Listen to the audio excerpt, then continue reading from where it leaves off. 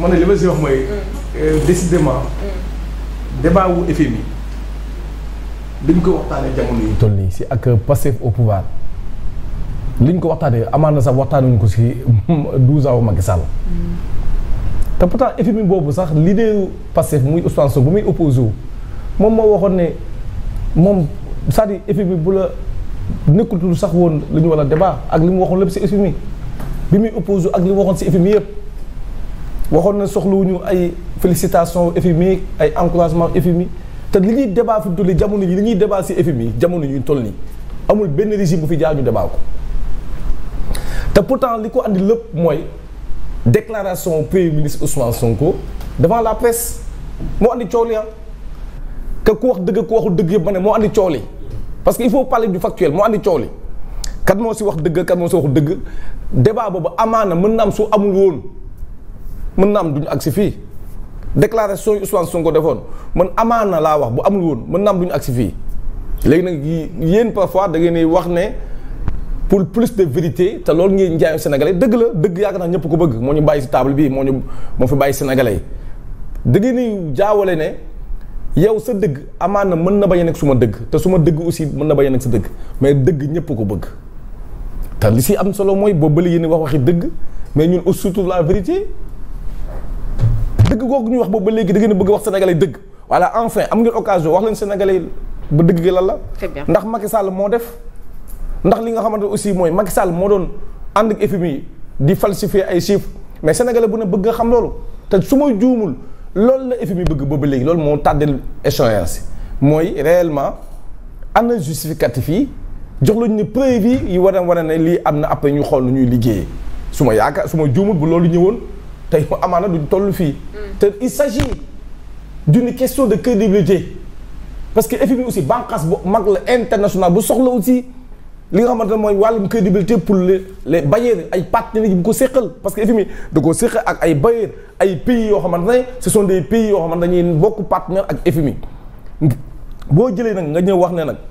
ñi régime bi ñun wuutu dafa am nu noonu doxale ak yéen dañuy soxla li nga xamante ne mooy ngeen andi nan la fexe ba jàll moom la Omar wax sànq la li nga mooy traçabilité bi fan la jaar ñan ñu si nekkoon yan chiffre la nan nañ ko doxalee woon ak ñan ñoo nekkoon li nga xamante ne mooy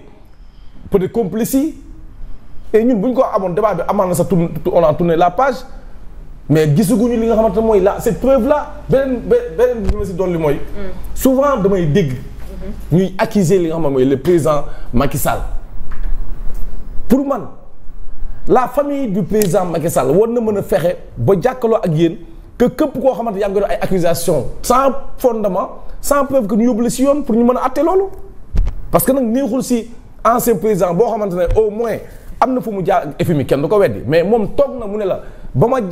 séq ak FMI ay leb man fii laa ko dugal fee laa ko dugal. très bien Bamba mais léegi nag après président boobu. chaque fois ñu ne moom moo andi li nga xamante ne mooy jafe-jafe yi moom moo andi li nga xam mooy moo yóbbu Sénégal si guuta moom moo yàq Sénégal moom moo def lii mais ana preuve bu fekkee am na nag lu ñuy xaar si yóbbu Macky Sall si yoon parce que maintenant il devient citoyen simple amatul leen lu ko baaree. mais il bénéficie statut ancien chef de mais fu mu d'accord moo tax ñoom kon ñu ma xool ki ñuy waxal. très bien moo tax ma ne la bu fekkee ne il bénéficie de ce statut boobu kon li leen yoon may yéen. fexe leen ba jaaf ba mën a teggi immunité boobu noonu pour mën koo yóbbu si yoon mais apparemment Macky Sall il n'est même pas encore inquiété si li ngeen wax yëpp moom teewu koo dem si dox si yoonam teewu koo def ay projet teewu ko ak ta ba tey sax tontuwaat na loolu nee na moom loolu merci Bamba caché merci ça a été pour lui un non-sens ma ko yéen gisuguma kenn ku gën si yéen wax tontu loolu wala weddi wala jox ko ay preuve que moom mu comprendre que li ngeen wax am na ay preuve bon bëgg naa si ñëw. très bien alors Maham ñu ngi waat ba tey ci wàllub koom ak li nga xamante ne moom moo di koppar yi ñu waroon jox Sénégal mais yéen ngeen yëngu ci wàllub syndicalisme gis nañ également syndicat yu bare bari ñu ngi jóg actuellement ku ci nekk bëgg nguur gi respecter li nga xamante ne moo di ay engagement au même moment l'État teg li nga xamante ne moo di un plan de redressement est-ce que dina yomb ngir état bi génnee ay koppar pour des avantages. Bon, c'est un peu compliqué actuellement pour le pays. En tant que syndicaliste, en tant qu'agent de l'État également. Logique bu ñu nekkoon mooy accompagner l'État du Sénégal. Maintenant sur ce point am na lu ñu jëloon ay engagements dans le cadre de la loi de finances rectificative. muy lu ci mel ne la généralisation de l'indemnité de logement. depuis fin juillet dañ ñu ko waroon fay ba léegi fay on profite également pour lancer un appel à l'État du Sénégal donc nga xamante ni si jël nañ ko vote ko ci loi de finances rectificative je pense que dafa war a automatique d'autant plus que publié nañ ko ci journal officiel maintenant boobu ba léegi nga xaar on comprend avec la décision de FMI vraiment c'est un peu compliqué. Actuellement sunu dëkk bi dafa xaw a doy waar. xam nga état dafa am li nga xamante ne si mooy trésorerie.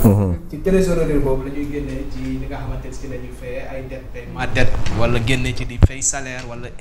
def investissement. Maintenant su fekkee ne on n'est pas un peuple souverain boo xamante ne si am nañu les moyens qu'il faut on pourra pas réussir cette mission maintenant nag c'est aux nouvelles autorités de revoir vraiment leur façon de faire de négocier avec les partenaires pour que lu ci mel ni FMI mën a ñëw jàppale leen parce que ala kulli xaal adduna bi moo doxee noonu dafa ëppan FMI mënul génn ci réew donc su génnee ci réew tu te retrouves avec des problèmes c'est pas évident da ngay mujjee recourir ci li ñuy wax les ci banques locales yi wala ci marché financier yi te yooyu d'habitude c'est des taux dañ lay emprunter ba pare avec des taux très élevés ça devient compliqué maintenant nag man si j'ai un conseil à donner wala lu may wax en tant que citoyen en tant que tamit ku bëgg réew mi jëm kanam parce que actuellement c'est compliqué donc c'est tellement difficile il faudra quand même ñu xool naka la ñuy naxantee avec tous les bailleurs ñu xool naka la ñuy gën a ëppanee pour que tamit Sénégal mën a jëm kanam parce que s'ils ont une volonté également s'ils ont une volonté de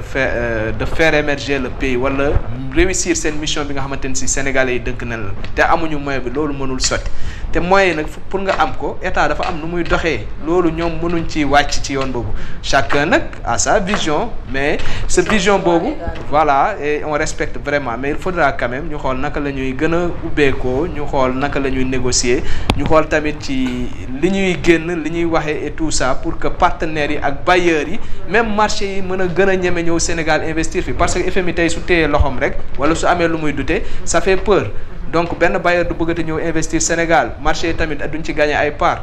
donc loolu daal laa ci gis nii moo xaw a doy waar. Très bien, merci beaucoup. Sëñ Saliou ci coow li jëm ci FMI alors au même moment Côte d'Ivoire bénéficié na li nga xamante ne moom moo di leb koppar gi ñu leen jox ci peut-être seen déroulement ñun ñu ngi toog di xaarandi jusqu'à présent pour que ñu mën a débloquer pour un nouveau programme. xam nga tout à l'heure maa ngi wax au niveau des concerts des nations. Le temps c'est de l'argent. xam nga nous sommes là en train de débattre ou de discuter. On consomme de l'argent. Pour vous qui êtes à la Sénélec, il y a la clim, il y a les lumières et tout. Le temps c'est de l'argent. Et rawatina réew boo xam ne réew bu ñàkk nga bu bëgg a jug ci kaw da ngay xool lu koy defar. Il ne faut pas tenir compte d'un débat maanaam di wax boo xam ni pour avoir raison la.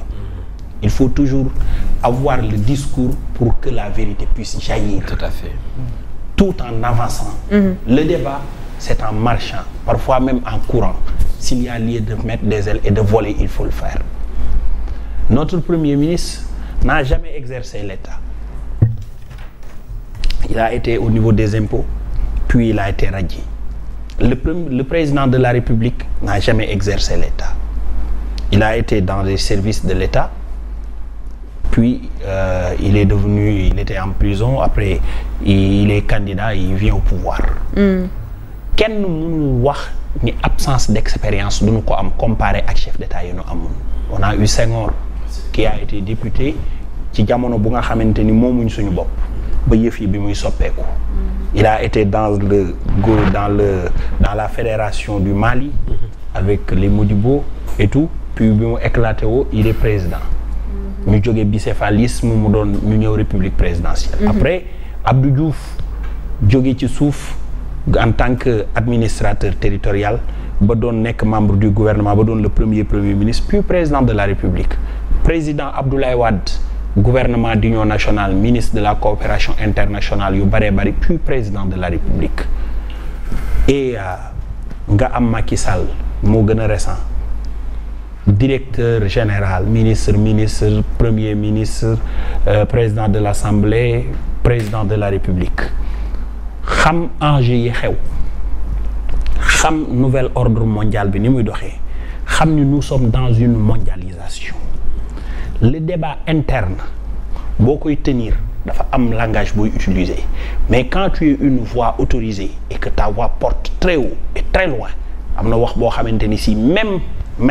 et je dis même si j'amène la condition si c'est vrai am na neneen noo koy waxee d'ailleurs ce qui est dangereux mooy Macky Sall bi nga xamante ni tey on l'interroge sur des tribunes où les dirigeants du monde